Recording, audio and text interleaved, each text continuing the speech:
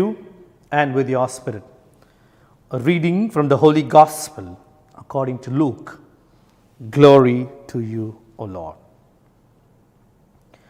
Chapter 6, verses 27 to 38.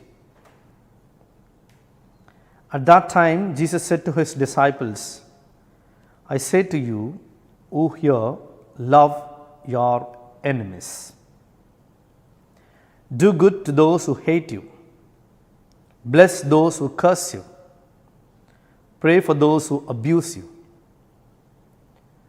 To one who strikes you on the cheek, offer the other also. And from one who takes away your cloak, do not withhold your tunic either. Give to everyone who begs from you, and from one who takes away your goods, do not demand them back. And as you wish that others would do to you, do so to them. If you love those who love you, what benefit is that to you? For even sinners love those who love them. And if you do good to those who do good to you, what benefit is that to you? For even sinners do the same. And if you lend to those from whom you expect to receive, what credit is that to you? Even sinners lend to sinners to get back the same amount. But love your enemies and do good, and lend expecting nothing in return, and your reward will be great. And you will be sons of the Most High, for He is kind to the ungrateful and the evil. Be merciful even as your Father is merciful. Judge not, and you will not be judged. Condemn not, and you will not be condemned. Forgive, and you will be forgiven. Give, and it will be given to you. Good measure, pressed down, shaken together, running over, will be put into your lap. For with the measure you use, it will be measured back to you. The Gospel of the Lord.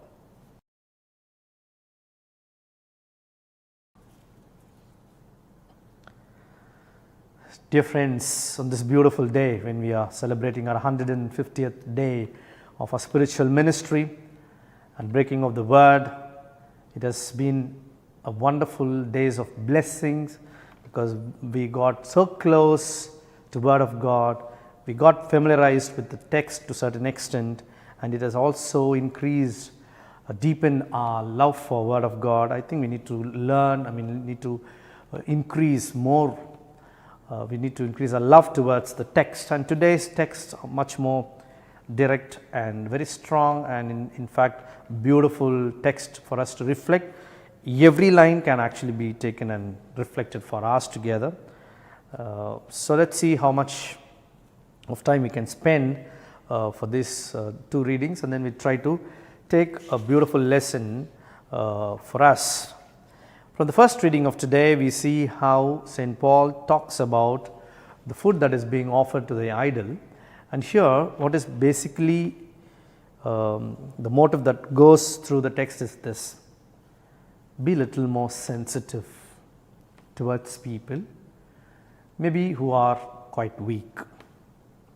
We all know that we have only one God. We all believe there is only one God. We really don't believe in other gods. That's our faith. And of course, people do also have kind of a belief towards other gods or the other idols, whatever. But what really happens when we go eat the food that is being offered to some other gods, maybe idols or gods, whatever, there is a little bit of, even now there is, even among us, there is two different school of thinking. Some of them don't tolerate at all. They don't even enter certain places. They don't eat anything that is being offered. There is one group which are very, always we have these two groups, like very traditionalistic, quite strong in their tradition, and of course they will quote a lot of piece of literature from the church, from the documents, and they will say this is very clearly written and therefore we cannot do it. And we also have the other end, we have liberals who say okay, they enter anywhere, they eat with anyone or anything that is being offered. So kind of liberal thinking where they accept, okay fine, We need to have a kind of a universal outlook. We also need to be a little more magnanimous towards dealing with the other faith or other aspects of life. But my dear friends, we have to be a little more careful here, because St. Paul already has given us a kind of an indication how we need to deal with people. He only says for the knowledgeable ones, it's not about the knowledge that we are talking about, the intellectual attributes, but what we are trying to say is, maybe with wisdom, we know there is only one God, and therefore, whatever is offered for anyone else or anything else, we know it is not really offered to God, and therefore eating that, it does not matter to us, because we have nothing to give concern, because it is, we don't even consider them as God or the particular idol as God. If you don't consider certain thing as a God or certain person as a God, whatever we eat being offered to that particular idol is not, it doesn't make any sense to us, therefore we eat it like any other food. But St. Paul says, yes, for you are on another level. Your level of thinking is slightly higher. But what happens to the people who are in the who are lower in thinking? Lower in the thinking would mean maybe because of their training, they have not had any exposure, and for them other gods do exist, and it will be a scandal for them. And that is why when we were studying theology and asking lots of brilliant questions, so-called brilliant questions, asking whether Adam and Eve really lived, is it really history, or what exactly happened, what about the evolution, where did Red Sea actually part into two, and what really Moses did with that stick, and all so many questions we do ask our professors, what they would tell us.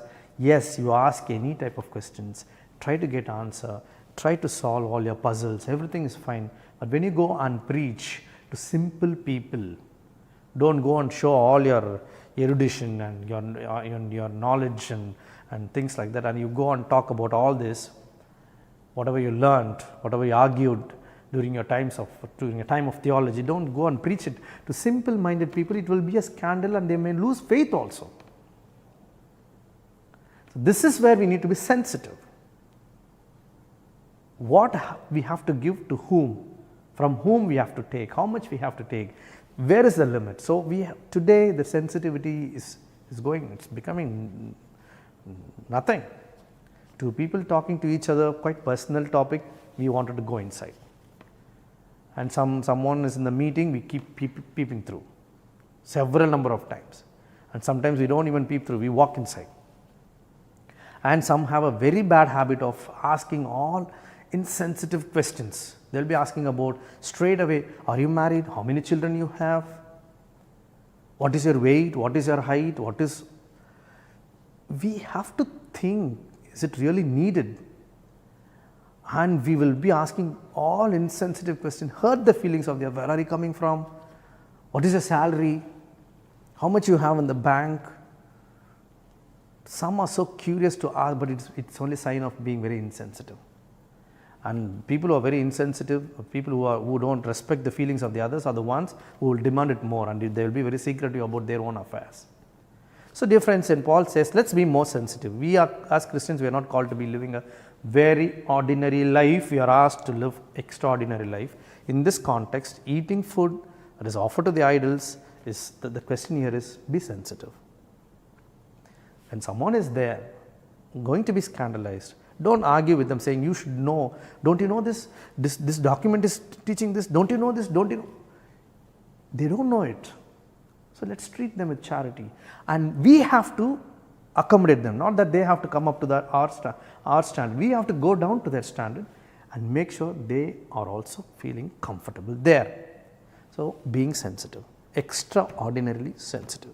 Coming to the gospel, every line you say, see, Jesus says, do good to those who hate you, love your enemies. Loving our friends itself is difficult these days. Loving our family members itself is difficult these days.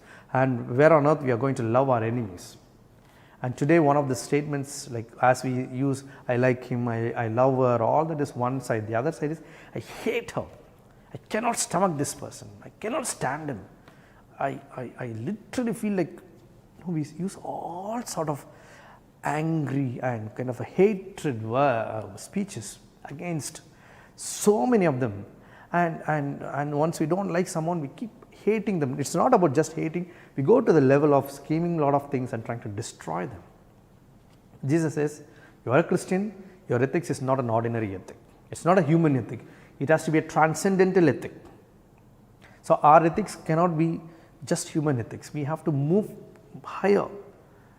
The ethics of human beings is not sufficient for a Christian. We have to live an extraordinary life, which means our love has to be also extraordinary. We might not like someone, but that does not mean just because I don't like someone, I have to hate them. No. So praying for our enemies, so-called enemies whom we don't like, and trying to win them. That's why when you go for certain parties, you go to certain house functions, you will see some 10 people eating variety of food, and all the 10 you can see in every function you go there. Same group will be coming because they go on a rotation. You call me for your function, I call you for my function. You keep moving around and eating around and come back. Doesn't make any sense. Love your enemies, not the ones whom you like to have. So Jesus says, be extraordinary. Also in terms of generosity, giving. Some don't like to give. They are generous with themselves. Whatever they want to buy, they will grab everything. If someone asks anything from them, finished. They will calculate. Every rupee will be calculated. Every dollar will be calculated. But when they have to buy, oh, this is only so much. I can invest on this because money is someone else's. So we have to be extraordinarily generous towards people. So which means two great lessons from the text of today. One, be extra sensitive towards people. Sensitivity, my dear friends, it should become part of our nature. We need to have a balance. We need to respect the feelings of people. And secondly, we have to be extraordinarily loving others, which means we have to accommodate our enemies also in terms of loving them. So Christian life is not an ordinary life. Christian life is an extraordinary life, which means it is expected from us that we need to be extra sensitive and extra loving.